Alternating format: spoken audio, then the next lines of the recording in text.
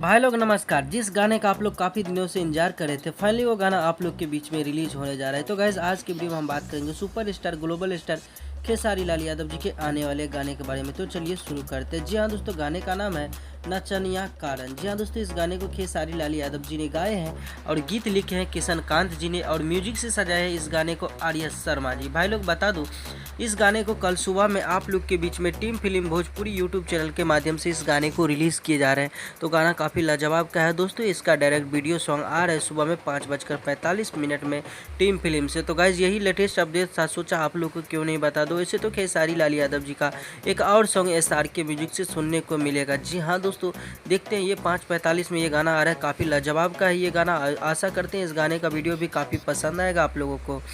खेसारी लाल यादव जी का अभी एक से एक अपडेट आप लोग को सुनने को मिलेगा, जो कि एक से एक ब्रांडेड सॉन्ग है। हाल ही में एक सॉन्ग रिलीज हुआ है कमरिया पे भाला चली, जिस गाने का आप लोगों ने काफ़ी ज़्यादा प्यार दिया था और ये गाना काफ़ी से ट्रेंडिंग में भी चल गया और आप लोग का प्यार और सपोर्ट से मटक मटक भी काफ़ी